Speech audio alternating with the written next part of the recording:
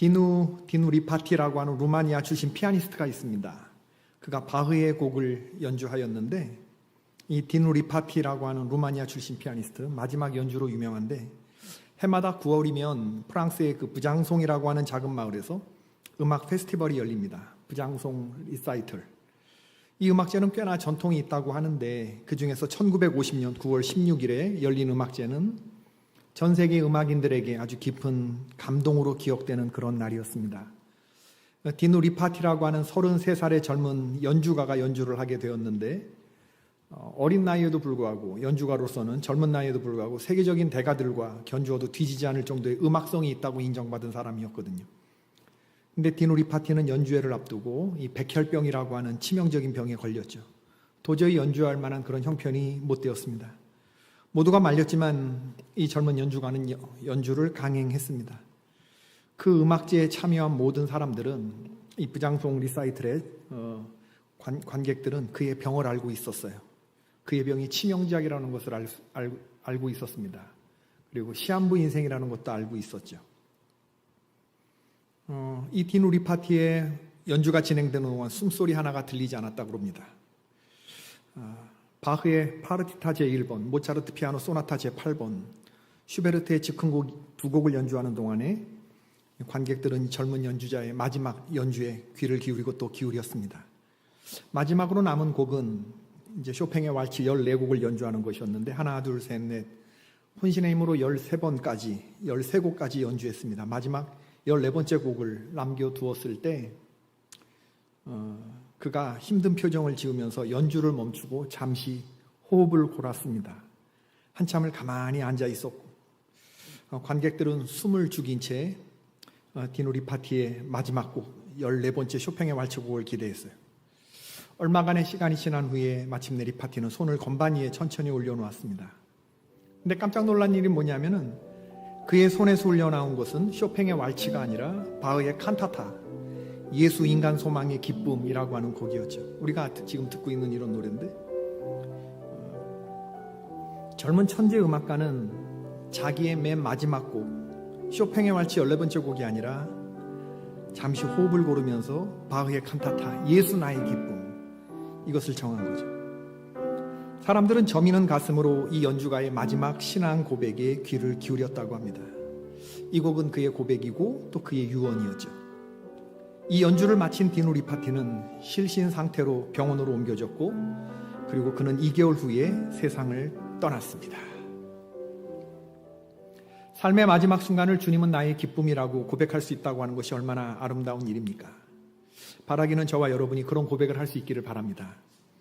이 마지막 고린도후서 마지막 장의 끝에 그런 느낌이 들었어요. 삶의 마지막. 우리는 어떤 고백을 할 수 있을까? 무슨 말을 남길 수 있을까? 하고 싶은 말을 쭉 쓰고 난 다음에 마지막으로 다시 못 볼 사람들을 위해서 만약에 한마디를 남긴다면 무엇을 남길까? 이런 생각들을 하게 하는 고린도서 맨 마지막 장, 묵상 13장. 어떤 분은 말합니다. 인생은 살아내는 거라고. 어떤 분은 말합니다. 인생은 사라지는 거라고. 생각 없이 사는 대로 생각하고 흘러가는 대로 그냥 그렇게 사라지는 인생이 아니라 어떻게 하든 영혼을 거스려 싸우는 육체의 정욕을 제어하면서 말씀을 살아내는, 말씀대로 살아내는 그런 우리 개포의 권속들 되시기를 축원합니다.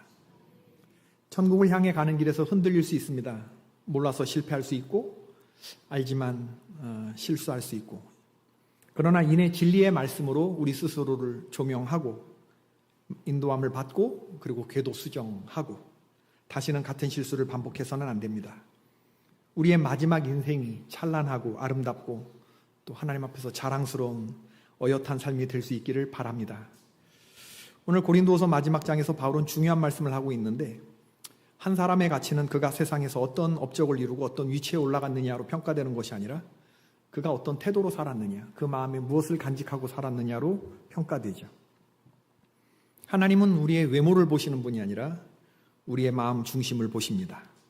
그 사람의 마음의 중심의 생각, 그의 삶을 이끌어가는 원동력, 그것이 무엇인지를 묻는 것은 굉장히 중요하죠. 우리가 믿음의 사람이라고 말할 수 있으려면 우리 중심에 믿음이 있어야 됩니다. 팥빵은 뭐가 들어있어야 돼요? 팥이. 겉에 밀가루 좋아하는 사람 없잖아요. 팥이 맛이잖아. 팥인 놈, 팥에 미친 놈. 근데 팥빵인데 팥이 없으면 아무것도 아니죠. 아무것도 아닌 정도가 아니라 팥도 없으면서 팥빵인 척했으니 악한 거죠. 오늘 고린도 교회 편지를 마무리하면서 사도 바울은 우리에게 중요한 말씀을 남기는데 그게 5절 말씀입니다. 너희는 믿음 안에 있는가 너희 자신을 시험하고 너희 자신을 확증하라. 어물쩍 이렇게 살지 마라. 대충 얼버무리며 살지 마라. 믿음의 사람이라고 말할 수 있으려면 고린도 교회 성도들에게 보내는 편지거든요. 예수 그리스도께서 너희 안에 계신 줄을 너희가 스스로 알지 못하느냐? 그렇지 않으면 너희가 버림받은 자니라. 바울이 마지막에 성도들에게 던지는 질문입니다. 우리 자신을 가만히 두지 말라는 거예요. 가만두면 타락하는 게 인간 본성이므로 하나님 말씀 앞에 서고 시험 좋아하시는 분들 아멘. 없잖아요. 그런데 시험 해봐야 된다는 거예요. 내 스스로를 테스트 해봐야 된다는 거예요. 싫어도 해야 되는 것입니다. 했다 치고 시험 봤다 치고 100점 맞았다 치고 그렇게 할 수 없는 것이 신앙생활이다. 너희 자신을 시험하고 시험을 거친 후에 확증하라는 거예요. 뭐를 믿음이 있는가를. 예수 그리스도가 우리 안에 있는가를. 성도의 외모가 아니라 성도의 마음속에 팥빵 속에 팥이 있듯이 성도의 마음속에 믿음이 있는가를 했다 치고 있다 치고 이러지 말고 확증하고 시험해 보라는 거죠. 여러분 인생의 어려운 순간을 돌파하셨을 때 되는 대로 사라졌습니까? 아니면 하나님 말씀 붙들고 계기비행을 하면서 헤쳐나오셨습니까? 위기의 순간에 발휘되지 못하는 믿음이라면 우리의 믿음은 아무것도 아니죠. 하나님과의 관계 속에서 말씀이 실제가 되고 능력이 되는 거, 이게 바른 생활 아닙니까? 믿음은 액세서리가 아닙니다. 믿음이 언제 증명되는가? 현실 속에서 부딪혔을 때. 휘튼이라는 신학자가 말했습니다. 따라해 봅시다. 성도는 뜨거운 물 속에 티백과 같다. 티백. 티백에 이게 뭐다? 이게 실론티다. 이게 홍차다. 이렇게 인쇄가 되어 있지 않으면 만져보고 압니까? 눈으로 봐서 압니까? 뭐가 들었는지 모릅니다. 언제 알 수 있어요? 뜨거운 물에 들어갔을 때 압니다. 그럼 뜨거운 물이 뭐냐? 인생의 시련이나 뭐 여러 가지 어려움이나 고통과 고난, 어떤 이겨내기 힘든 유혹 이런 거겠죠. 뜨거운 물. 사탄이 우리를 테스트하거나 템테이션 할 때 붉은색이 나오면 홍차구나, 노란색이 나오면 유자차구나, 뭐 이렇게 아는 거 아니겠어요? 내 안에 무엇이 들었는지 언제 아느냐? 그냥 봐서는 모른다. 불같은 시험에 우리가 담궈졌을 때 성도는 뜨거운 물 속에 티백과 같아서 뜨거운 물 속에서 믿음이 발휘되는 것이다. 예수님 말씀대로 한다 그러면 비가 내리고 창수가 나고 바람이 불어 집에 부딪혀 봐야 그 믿음이 진짜인지 그 성도 안에 믿음이 있는지 그때 드러난다는 거예요. 신체적인 질병이라든지 경제적인 위기라든지 인간관계 어려움이라든지 고난과 유혹이라든지 이런 게 닥쳐보면 하나님을 욕하고 떠나고 저주하는 사람들이 있는가 하면 제가 성도를 만나봤잖아요. 눈물을 졸졸 흘리면서도 신앙으로 이겨내고 굳건히 서려고 하는 살아내는 성도들이 있어요. 시험하고 확증하라고 그래요. 바울이 빌립보서 3장 10절에서 말합니다. 내가 그리스도와 그 부활의 권능과 그 고난의 참여함을 알고자 하여 그의 죽으심을 본받아 어떻게 해서든지 죽은 자 가운데서 부활에 이르려 한다. 바울 정도의 사도고 신앙인이라면 십자가의 능력과 부활은 이미 많이 전해서 다 알지 않겠습니까? 근데 옥중서신인 빌립보서를 쓰면서 이제 죽을 날을 기다리면서 옥중서신인 자기는 아직 다 모른다라는 이런 뉘앙스로 쓰잖아요. 난 잘 모르겠다. 더 알고 싶다. 어떻게 해서든지 핵심 구절은 어떻게 해서든지예요. 빌립보서 3장 10절에서는 어떻게 해서든지 무슨 수를 써서라든지 내가 더 알고 싶고 다 알고 싶은 것이 뭐냐? 뭐래요? 내가 방금 전에 얘기했잖아, 여러분. 그냥 눈만 저를 보고 계시는 거예요? 배가 고프신가? 식사를 안 하셨나? 부활의 권능과 그 고난의 참여. 예수 그리스도 십자가와 부활의 권능, 그것을 알기 위해서 내가 어떻게 하든지 그걸 알고 싶다라고 했을 때 그 십자가 복음과 부활이 지식이라고 한다고 그러면 바울이 왜 모르겠어요. 근데 내가 어떻게 해서든지 알기를 원하는 십자가 부활과 능력은 티백 속에 들어갔다 나오는 몸으로 부딪혀서 체험해서 알기를 바라는 바로 그거. 부딪혀봐야 알게 되는 거, 내가 직접 체험해 보아서 아는 실제가 되는 신앙의 능력, 그걸 갖추고 싶어 했던 거죠. 내가 이미 얻었다 함도 아니요 온전히 이루었다 함도 아니라 오직 내가 그리스도 예수께 잡힌 바 된 그것을 잡으려고 달려가노라. 형제들아, 나는 아직 내가 잡은 줄로 여기지 아니하고 오직 한 일, 즉 뒤에 있는 것은 잊어버리고 앞에 있는 것을 잡으려고 표대를 향하여 그리스도 예수 안에서 하나님이 위에서 부르신 부름의 상을 위하여 달려가노라.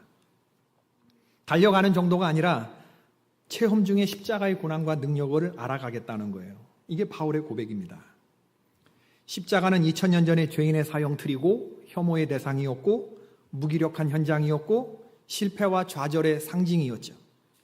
역사가 그렇게 끝나는 줄 알았습니다. 하나님의 아들이라고 자타가 공인하는 그분이 그냥 그렇게 무기력하게 가는 줄 알았는데 2000년 후에 십자가가 인류의 역사를 뒤집지 않았습니까? 구약과 신약을 하나로 연결했고 타락한 인간을 첫사람 아담보다 완전한 존재로 돌려놓으셨고 하나님이 예수님을 이 땅에 내어놓으시고 가장 연약한 방법으로 돌아가시게 했는데 실상 그것은 가장 강한 방법이었죠. 동의하시면 아멘하십시다. 4절 말씀, 그리스도께서 약하심으로 십자가에 못 박히셨으나 하나님의 능력으로 살아계시니 우리도 그 안에서 약하나 너에게 대하여 하나님의 능력으로 그와 함께 살리라. 아멘. 십자가가 삶의 체질이 되었다 고백할 수 있는 분들만 아멘하십시다. 뉴욕의 리디머 교회를 담임하셨던 기독교 변증가 팀 켈러 목사님이 계셔요. 목회하시기 전에 이분은 필라델피아 웨스트민스터 신학대학의 교수님이셨습니다. 목사님은 종종 신학생들에게 질문을 던지셨대요. 제군들은 십자가와 부활의 능력을 몇 %나 알고 있느냐? 두드림 속회원들, 예수 그리스도의 십자가와 부활의 능력을 몇 %나 1서부터 100%까지 몇 %나 알고 계십니까? 속장님. 몇 % 아냐고 지금. 100%. 근데 신학생들의 대답이 당신은 십자가와 부활의 능력에 대해서 얼마나 이해하고 얼마나 아냐고 했는데 신학생들은 90%라고 대답했대요. 근데 팀 켈러 목사님은 나는 5%밖에 모르겠습니다. 그렇게 대답을 했대요.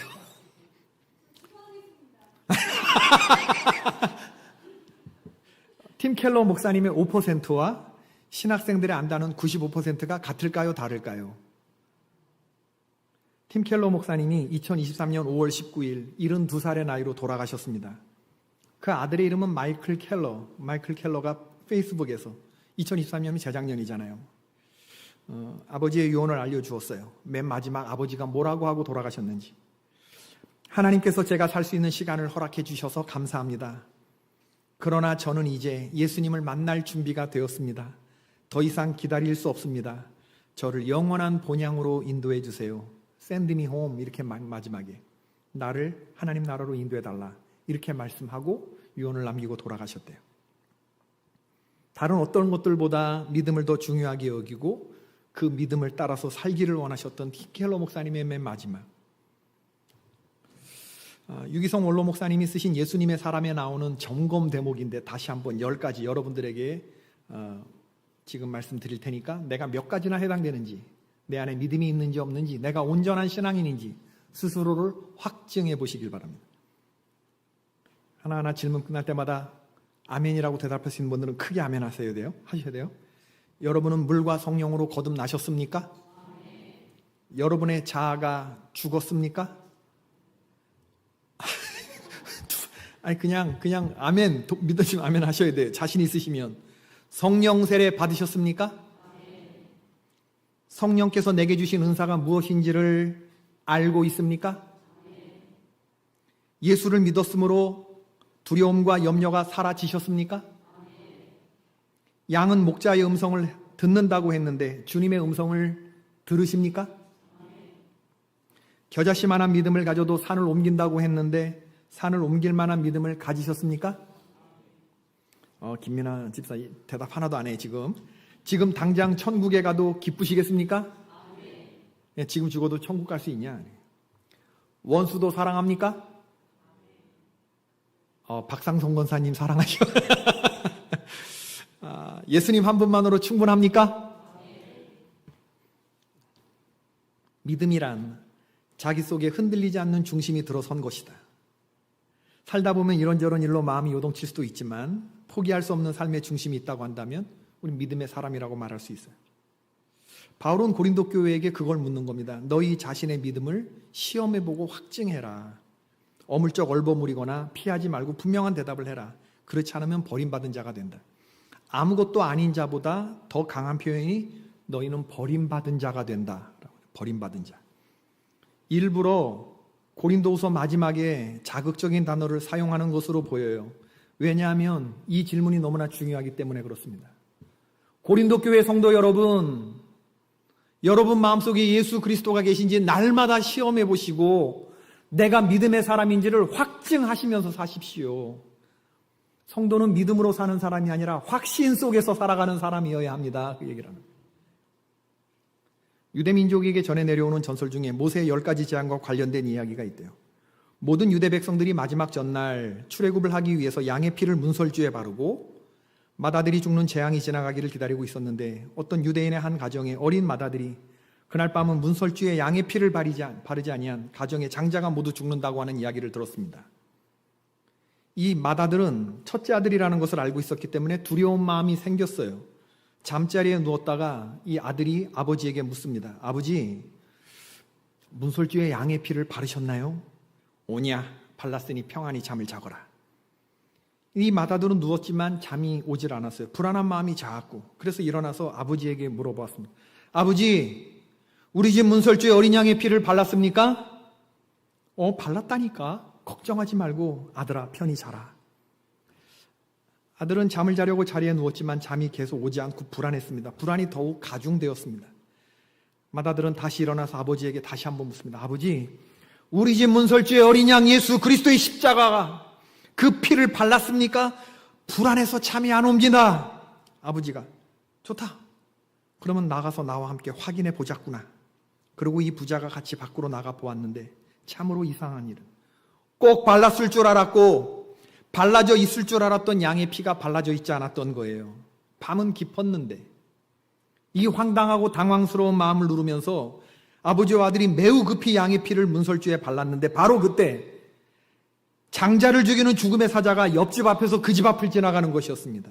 옆집에서는 문설주에 양의 피를 바르지 않은 그 연고로 통곡 소리가 나오기 시작했죠. 시험했고 확인을 원했던 아들로 인해서 그 가정은 구원을 받을 수 있었던 겁니다. 고린도서 13장 8절 우리는 진리를 거슬러 아무것도 할 수 없고 오직 진리를 위할 뿐이다. 엄청난 말을 합니다. 내가 어떤 약한 모습으로 비춰지느냐 하는 것은 중요하지 않은 거예요. 내가 진리대로 살겠노라라고 하는 결심이 중요해요.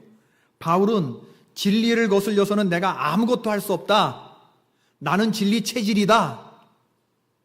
나는 모든 삶이 진리의 말씀에 맞추어져 있다. 진리를 거슬러 아무것도 할 수 없고 오직 진리를 위하는 것이 나의 삶이다. 이렇게 얘기하는 거예요. 와, 어떤 분들은 그런 말을 합니다. 나는 밥 체질이다. 밥 체질. 밥을 좋아한다는 말이기도 하지만 그동안 밥을 먹고 살았다는 말이기도 하겠죠. 또 아무리 먹어도 살 안 찌는 체질이 있죠. 우리는 물만 먹어도 살 찌는데 물이 뭡니까? 숨만 쉬어도 살이 찌는데 여담입니다만 입에 침이 가득 고이게 한 후에 흰 쌀밥을 한 숟갈을 떠서 입에 넣었을 때 10초 이내에 나는 단맛을 느낄 수 있다. 이런 분들은 탄수화물 분해 능력이 좋은 분들이래요. 살 안 찌는 체질이시랍니다. 체질이란 그렇게 만들어진 거, 그렇게 익숙해지는 거. 공부 체질, 진리 체질. 전도를 열심히 하려는 교회보다 전도가 체질이 된 교회가 훨씬 더 열매가 풍성해지는 거예요. 기도가 익숙해지신 기도 체질. 체질이란 그런 겁니다. 좋은 체질을 이루시기를 바라고 사도 바울처럼 진리 체질, 전도 체질, 기도 체질, 사랑 체질 되시기를 축원합니다. 10절에서 바울 사도가 이렇게 편지를 쓰는 이유가 고린도 교회가 아름답게 세워지기를 원하기 때문이다. 이렇게 말하죠. 그러므로 내가 떠나 있을 때 이렇게 쓰는 것은 대면할 때에 주께서 너희를 넘어뜨리려 하지 않고 세우려 하여 내게 주신 그 권한을 따라 엄하지 않게 하려 함이라. 바울이 우리 스스로를 점검해 보라고 말하는 이유는 뭐냐? 세우기 위해서. 고린도 교회가 주님을 모신 교회, 진리 체질 이런 교회가 될 수 있도록 내가 편지를 써서 여러분들을 권면하는데 세워지기를 바란다라고 하는 거예요. 교회를 세우기 위함이라. 교회를 세우기 위함이라. 실컷 고린도 교회 성도들 혼내놓고 핑계대는 말이 아닙니다. 정말 바울은 그 교회 성도들이 세워지기를 바랬어요. 널브러져 있거나 주저앉거나 시리에 빠져 있는 것이 아니라 견고하게 세워진 그러한 성도들 되길 바랬던 거죠. 말씀을 맺겠습니다. 오늘 어떤 목사님하고 대화를 나누었습니다. 오늘 우리 감리교 선교사 나가시길 원하시는 이 28분의 선교사 후보생들을 이제 인준 심사를 했어요. 근데 이제 심사하신 목사님 중에 65세 넘어가시는 목사님이 계셨어요. 오늘 그분하고 이런저런 이야기를 나누는데 그분이 오늘 하시는 말씀이 자기가 건강검진을 하러 갔대요. 생년월일을 대고 만 65세라고 했는데 설문지를 한 장 주면서 체크를 하라고 그러더래요. 병원에 갔는데 설문지를 주면서 그때 그 설문지는 일주일에 숨이 많이 차는 고강도 운동을 몇 번이나 하냐, 숨이 많이 차는 중강도 운동을 며칠 하냐, 숨이 적게 차는 약강도 운동을 며칠 하냐, 최근 일주일 동안 팔굽혀펴기, 아령, 역기, 철봉, 근력 운동을 몇 회 했냐, 일주일에 음주를 며칠 하십니까? 이런 것들을 물었대요. 65세 전후로는. 근데 자기가 65세라고 그랬더니 그 간호사가 이렇게 보더니 65세시구나 하면서 이거 한 장 더 쓰셔야 돼요. 그러면서 그냥 무심하게 툭 종이 한 장을 더 주더래요. 그래서 그걸 딱 봤는데 어메나 세상에나 65세 이상 되면 하는 질문지에 보니까 밥을 차려주면 혼자서 식사할 수 있습니까? 질문의 내용이 확 달라지더라는 거예요. 혼자서 옷을 입을 수 있습니까? 혼자서 화장실을 갈 수 있습니까? 최근 6개월 안에 넘어지신 적이 있습니까? 20에서 3을 빼면 얼마입니까? 거기서 또 3을 빼면 얼마입니까? 이 목사님이 충격을 받으신 거예요. 현타가 오신, 내가 65세가 넘었구나. 그러면서 고린도서 12장 14절에 보라 내가 이제 세 번째 너희에게 가기를 준비하였으나 너희에게 폐를 끼치지 아니하리라. 고린도서 12장 14절을 말씀을 하시는 거예요. 고린도후서 12장에 보면 이런 말이 있잖아. 그렇게 얘기하는데 오늘 제가 금요일 날 나는 고린도서 13장을 설교를 해야 되는데 고린도서 12장 얘기를 하는 거예요. 너희에게 폐를 끼치려 하지 않는다. 내가 구하는 것은 너희의 재물이 아니다. 오직 너희다. 나는 너희들이 보고 싶지 너희들이 가진 재물, 선교훈 걷어서 예루살렘에 구제금 받으려는 돈이 목적이 아니다. 재물이 목적이 아니다. 그런 얘기를 하는데 성도들이 안 믿는다는 거예요. 성도들은 나이 든 사도를 부담스러워 한답니다. 부담스러워. 그런 이야기를 하면서 자기가 늙음의 현타가 왔다. 공감이 되던데요. 우리의 겉사람은 나날이 망가집니다. 늙어가죠. 그러나 우리의 속사람은 새로워져야 합니다. 우리 교회와 성도님들 역시 우리 교회도 나이 들어가고 성도님들도 같이 우리가 나이가 들어가잖아요. 그러나 속으로는 영적인 기운이 넘쳐나고 견고하고 흔들리지 않고 표대를 향하여 부르심의 상을 향하여 달려나가는 활기찬 성도들이 될 수 있기를 축원합니다. 살면서 내 가슴에서 주 예수 그리스도 나의 기쁨, 이런 마지막 아름다운 연주가 흘러나오는 그러한 사람. 내가 예수 믿는 사람이라고 말로 전해지는 게 아니라 정말 가장 최후의 연주, 최고의 청중, 가장 최고의 청중, 유일한 청중, 최후의 청중 그분 앞에서 맨 마지막 곡을 예수 나의 기쁨 이렇게 연주할 수 있는 삶, 하나님의 마음에 드는 그런 삶. 난 우리 교회 성도들이 그렇게 되길 바라고 우리 교회가 이런 믿음으로 세워져 가기를 바랍니다. 진리 체질, 예수 체질, 전도 체질.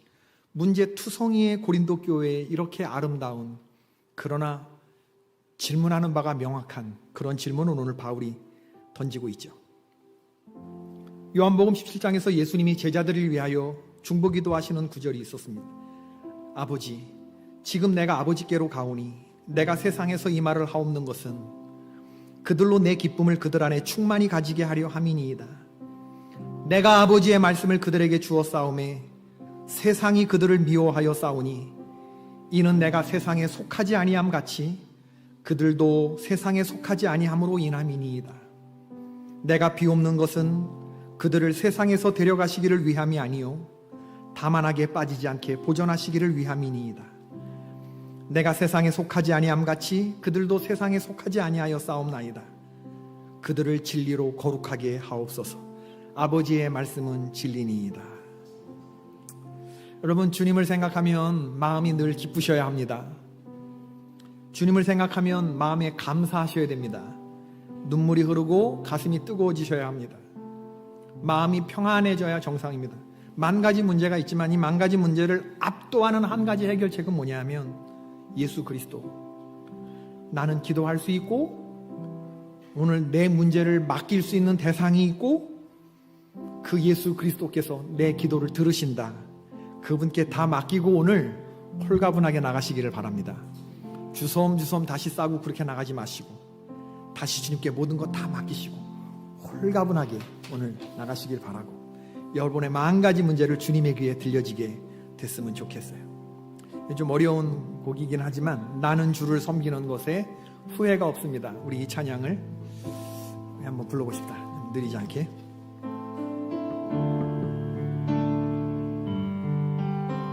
좀 빠르게.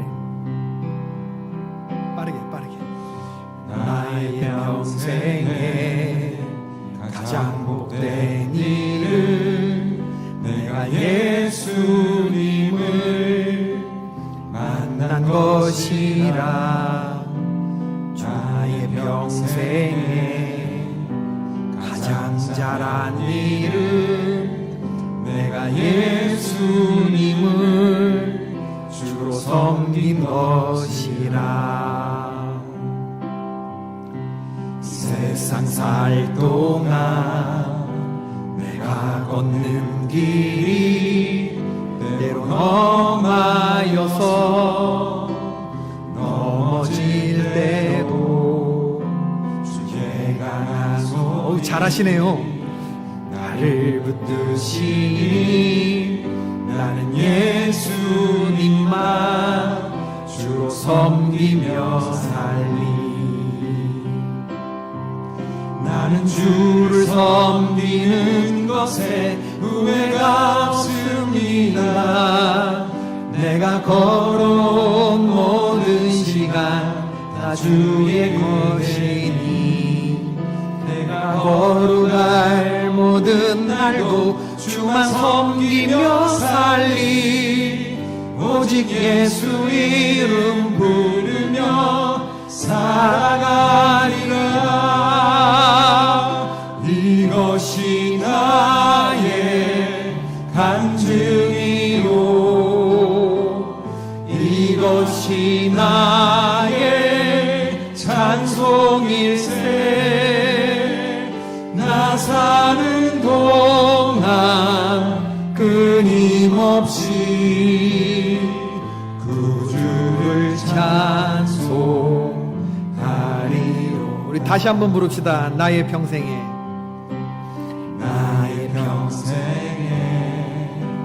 가장 복된 일은 내가 예수님을 만난 것이라. 아멘. 나의 평생에 가장 잘한 일은 내가 예수님을 주로 섬긴 것이. 이 세상 살 동안 내가 걷는 길이 때론 험하여서 넘어질 때도 주의 강한 손이 나를 붙드시니 나는 예수님만 주로 섬기며 살리. 나는 주를 섬기는 것에 후회가 없습니다. 내가 걸어온 모든 시간 다 주의 것이니 내가 걸어갈 모든 날도 주만 섬기며 살리. 오직 예수 이름 부르며 살아가리라. 이것이 나의 간증이요, 이것이 나의 찬송일세. 나 사는 동안 끊임없이 구주를 찬송하리로다. 이제 주님 이름 한 번 부르고 기도하실 때에 우리 안에 믿음이 있는지를 이 시간 한번 점검해 보십시다. 과연 나는 예수님 한 분만으로 만족하다고 말할 수 있는가? 염려와 근심, 걱정과 두려움이 사라졌는가?